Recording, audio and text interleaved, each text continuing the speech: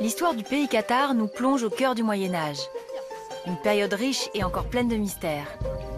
Jean-Louis est historien et avec lui, je grimpe vers le dernier village des Cathares que certains honorent encore aujourd'hui. Nous allons contourner la stèle. D'accord. Nous serons un petit peu en contrebas. Alors cette stèle, on y trouve souvent des fleurs, des tas de choses.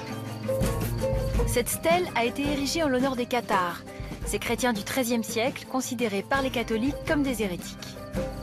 Les Cathares ne croyaient pas dans la résurrection de la chair, ni dans le purgatoire, ni dans le jugement dernier. Et ce monde visible n'était finalement qu'une apparence qui était liée au temps. Le royaume de Dieu n'était pas de ce monde. Ces hérétiques étaient les premiers chrétiens à avoir remis en cause la suprématie de l'Église de Rome. Pour le moment, ça va bien. Je me lance donc sur les traces de ces Cathares du sud-ouest de la France, appelés aussi bonshommes.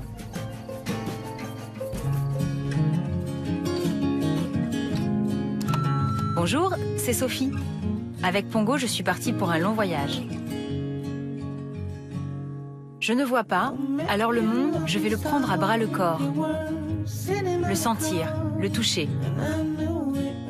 Mais surtout, je vais vous faire partager mes rencontres et vous faire découvrir le monde différemment, en le regardant dans les yeux des autres.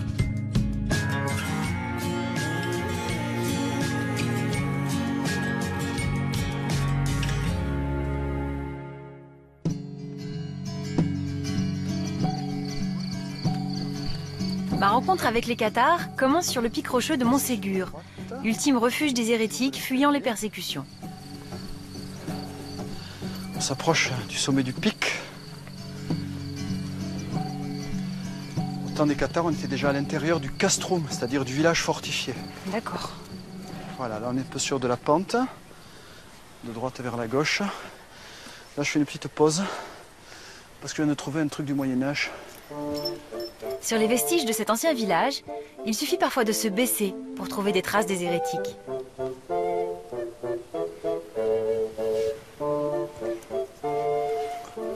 Donc je te mets dans la main. C'est une céramique ? Ouais, c'est une céramique grise. À mon avis, elle doit être plutôt du XIIe siècle, donc au fin XIIe. Donc c'est l'époque où ici les Cathares sont installés. Voilà, on la mettra Dans le trésor. dans le trésor. Voilà, on redescend un tout petit peu. On marche à flanc. Le chemin est creusé dans le roc.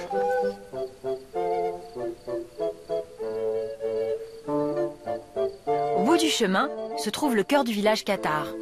Fabrice nous y attend. Il est le gardien des lieux.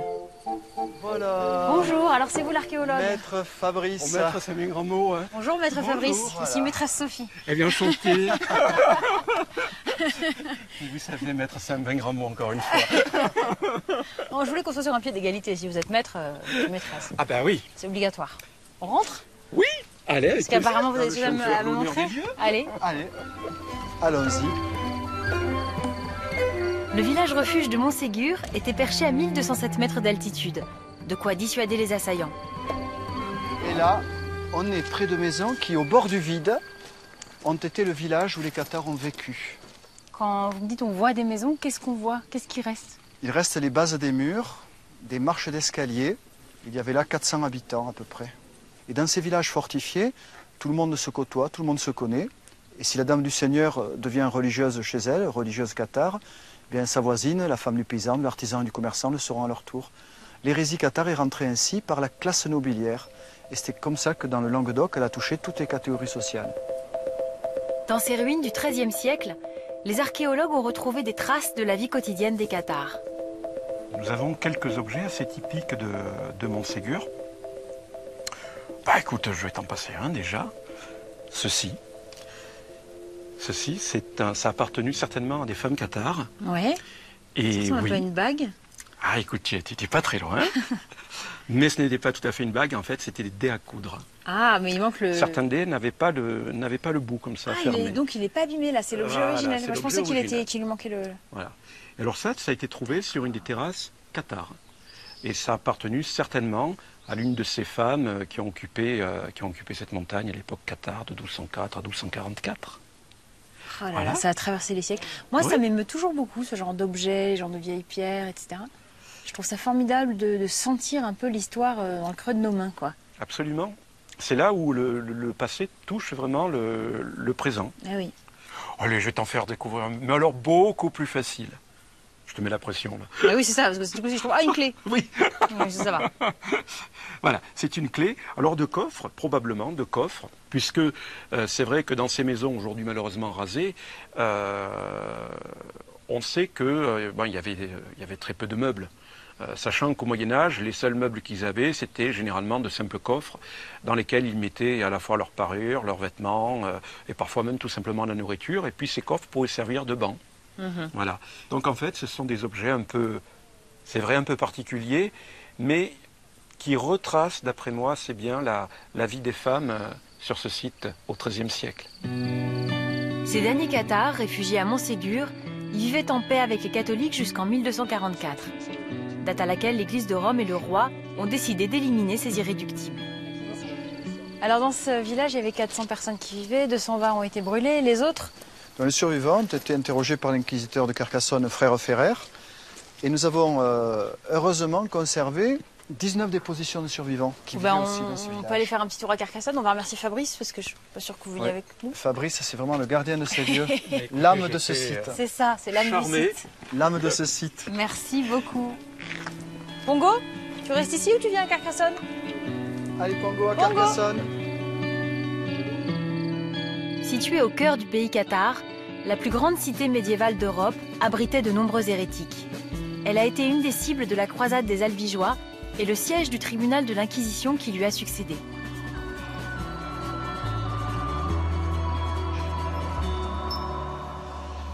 Donc nous voici face à un gisant qui pourrait parfaitement illustrer les chevaliers croisés.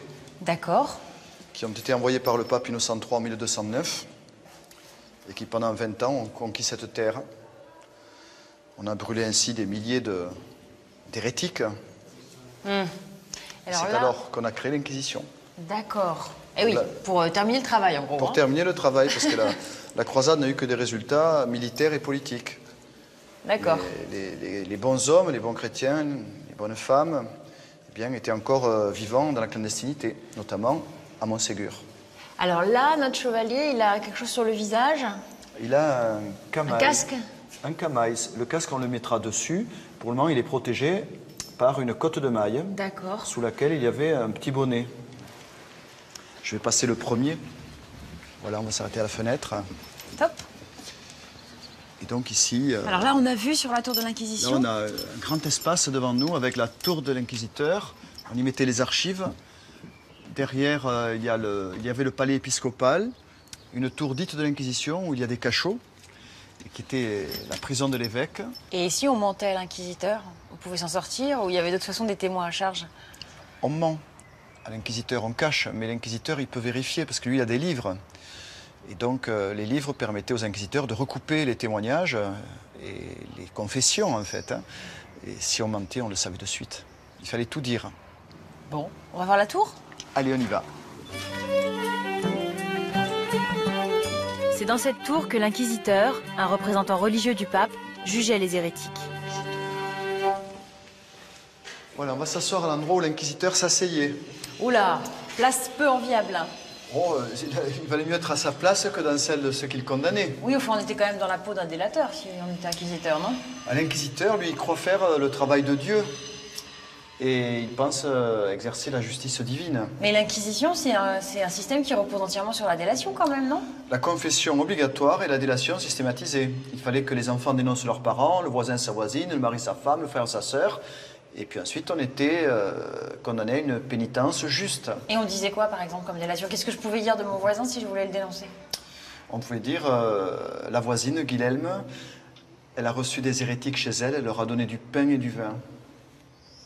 Ah oui, le pain et le vin. C'était donc un motif de condamnation, de partager ça. C'était un motif de condamnation. Et l'inquisiteur assis à notre place pouvait voir les bûchers qui avaient lieu en contrebas de la cité, au bord de l'Aude.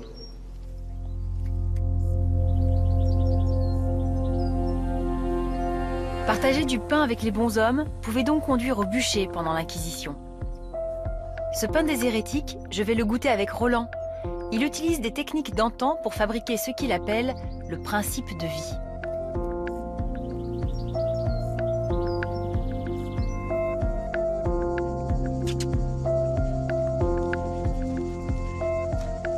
Roland, vous êtes par ici? Oui. Ah, bah j'étais pas loin. Bonjour Sophie. Alors, c'est votre moulin là que je vois? Le mur là, c'est ça? Et oui, donc ce que je vous propose, c'est de vous le faire un petit peu découvrir. Ah mais avec Voilà. plaisir. Cette merveilleuse machine. Et il est grand? On peut faire un peu le tour? Alors on va faire un pas petit compte. peu le tour. La première chose à voir, c'est de comprendre bien qu'il est, bien sûr, il est cylindrique. D'accord, Hein, c'est donc voilà les pierres du moulin. Si on s'avance, clac, clac, clac, clac, clac, clac, clac, que on est sur quelque chose qui est circulaire. Et c'est haut? Voilà. Alors là, eh bien, il va faire 7 mètres de haut à peu près. Ah oui. D'accord. Et on va au milieu là, Ah, ici. D'accord. Voilà, on va voir. Donc là, voilà un barreau d'une aile. Ouais. Un autre, d'accord. Un autre. Et alors ça tourne? Là, et là, on a l'âme de l'aile.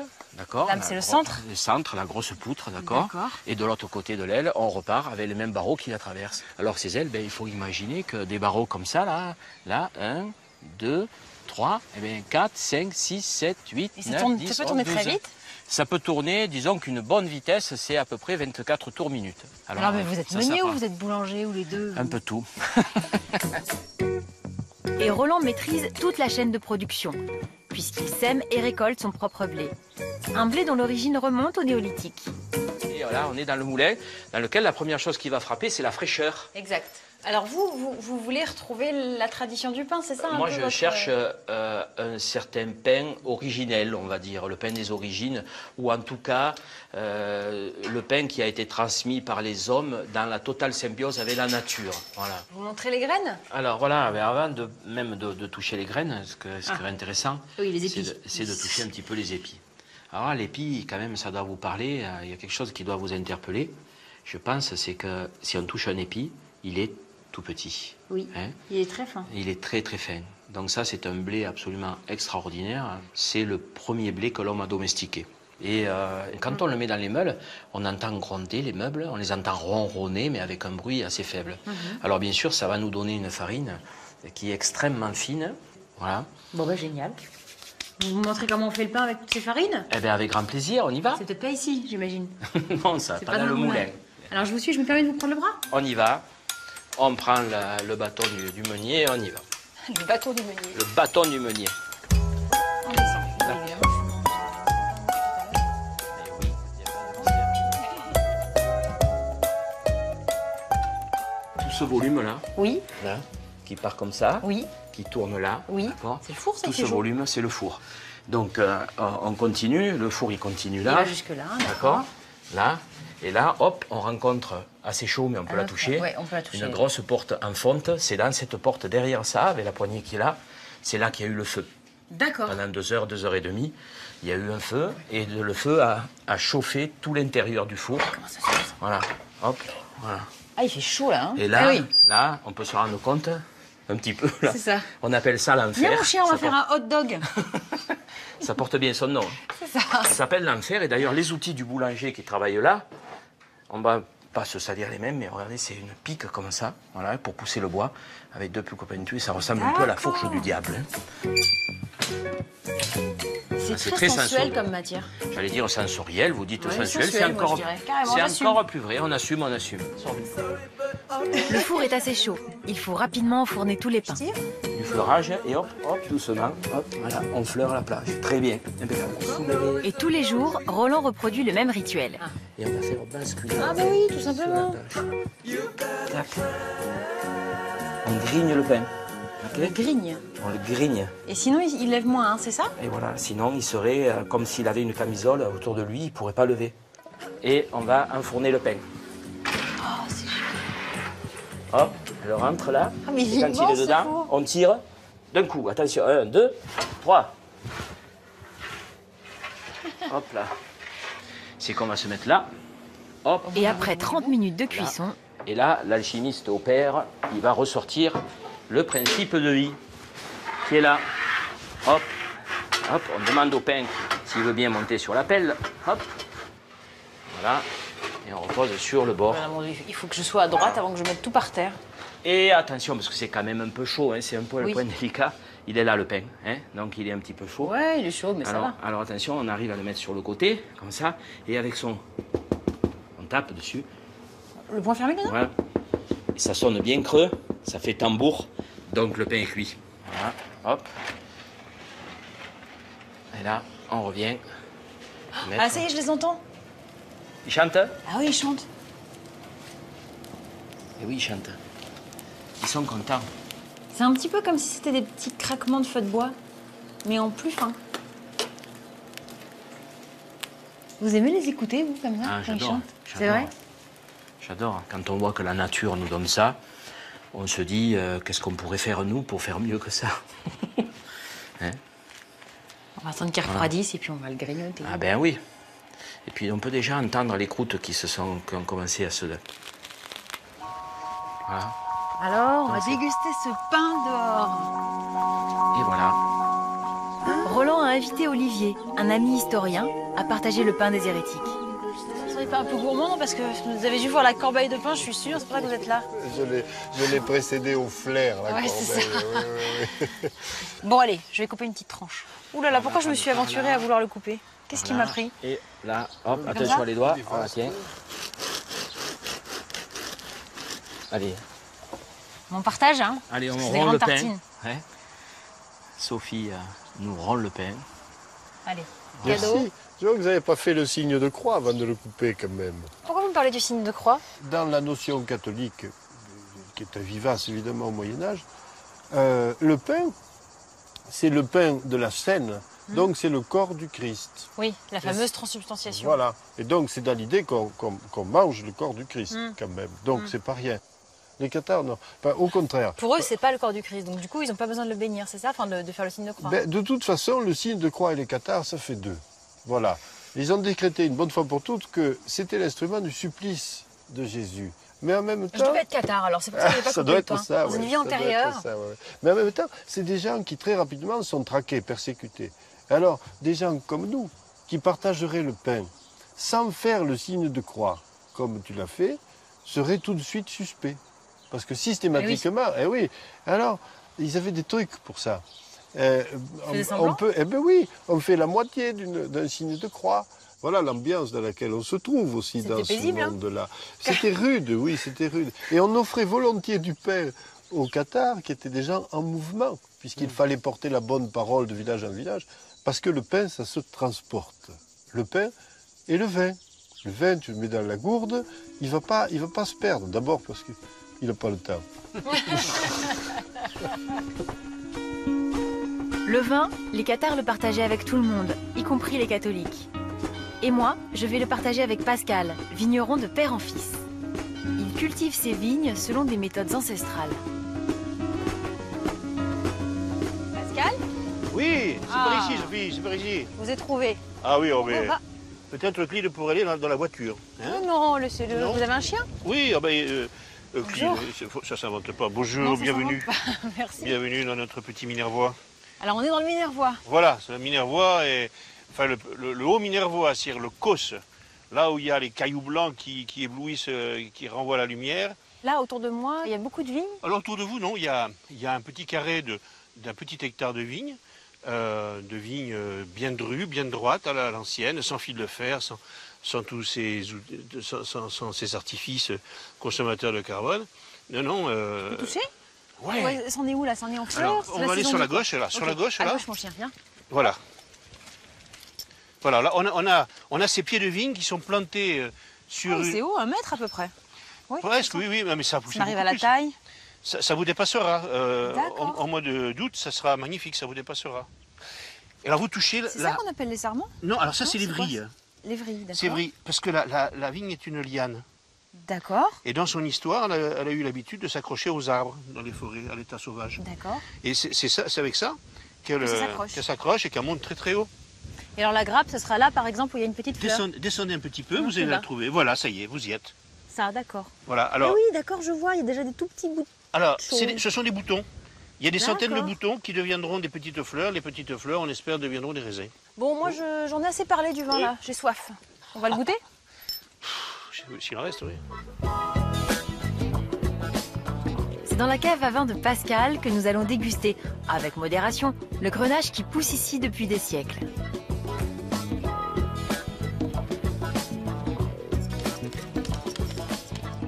Goûtons. sur le petit raisin qu'on a vu tout à l'heure. Voilà.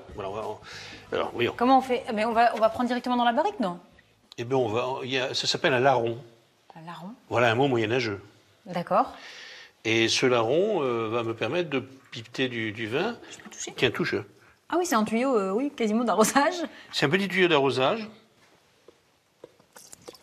Oula, oulala. Là, il la rentre trop. Alors, Mais mes chaussures, nous sommes dans une on remonte situation le extrêmement vin blanc. délicate. Je vous ai mis un peu de vin sur le bout des chaussures, mais ça n'a pas d'intérêt plus que ça. Allez, prenez ça. Je suis déjà saoule avant d'avoir goûté. Bon. Comment voulez-vous qu'on s'en sorte? Bon, alors, donc déjà, le vin a fait son œuvre. C'est ça. Rien que les vapeurs du vin Voilà. sur mes chaussures Voilà. m'a achevé. Là, on est bon. Merci. Voilà. Alors là, vous allez goûter quelque chose d'un petit peu puissant, d'un petit peu jeune. Allez, je goûte. Moi aussi. Bah vous connaissez, vous trichez.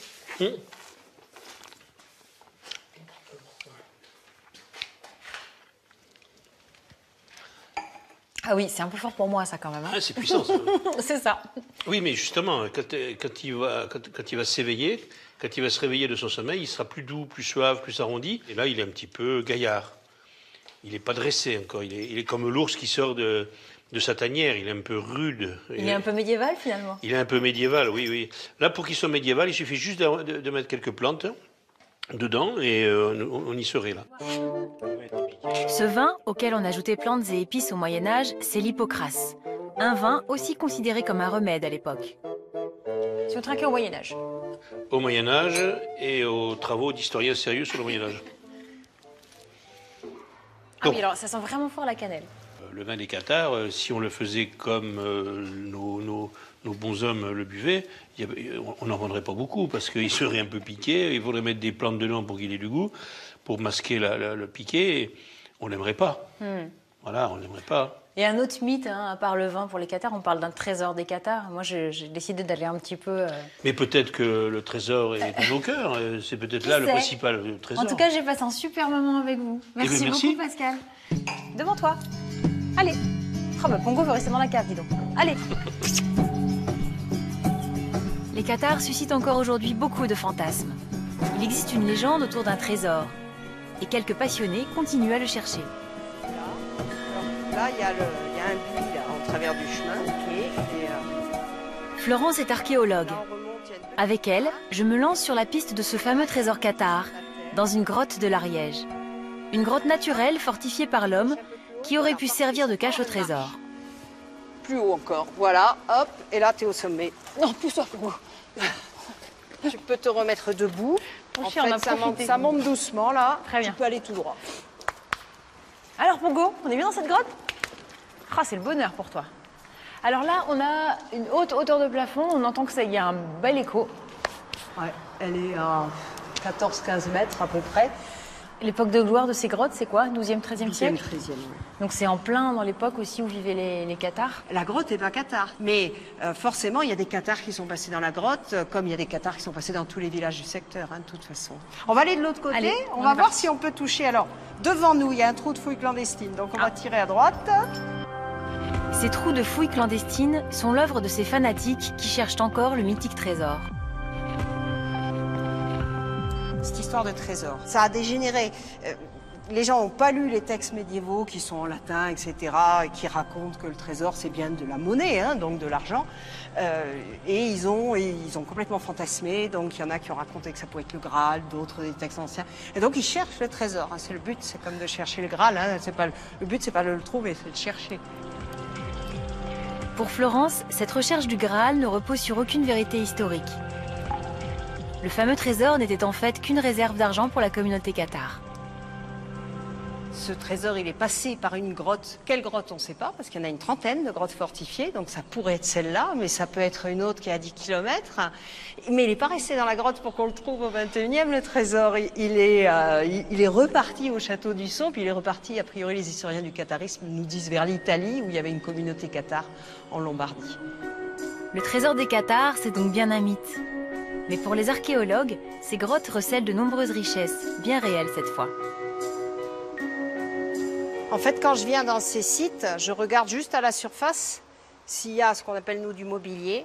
Ouais, et là, voici un tesson de venez de céramique trouver. du Moyen-Âge. Il est noir, c'est Ouais. un pot à cuire qu'on mettait sur le feu. C'est ça qu'on cherche en archéologie. Alors évidemment, ça, les fouilleurs clandestins le laissent, hein, parce que ça les intéresse pas. Hein. Ils pourtant cherchent c'est un ça trésor. finalement, peut-être le trésor des Cathares. C'est peut-être justement Ah, ça, c'est- toute ça- la connaissance qu'il nous Ça, apporte. ça c'est vraiment la bonne époque. Hein. Donc effectivement, enfin c'est mon trésor à moi de cette époque-là, quoi, de l'époque où les Cathares sont passés. Bon, voilà, ce sera notre trésor à nous du Ouais. jour. Ouais, ouais. Je sais pas ce qu'on va pouvoir s'acheter avec ça, mais un peu de connaissance. Et en je tout vais, cas, essa- c'est je vais sûr. essayer d'en trouver d'autres, hein, de toute façon. Hein. À chaque fois, j'en cherche un. On peut pas s'empêcher en fait. Comme on n'a pas de texte, hein, il faut bien regarder les vestiges. Au bout de nos pieds.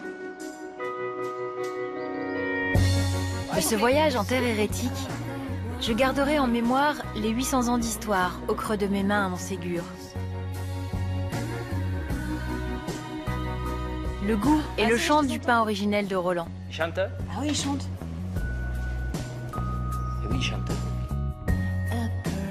Et la balade bucolique entre les jeunes pousses de vigne. C'est là que vous allez avoir les vins qui ont des tanins qui surprennent et puis finalement...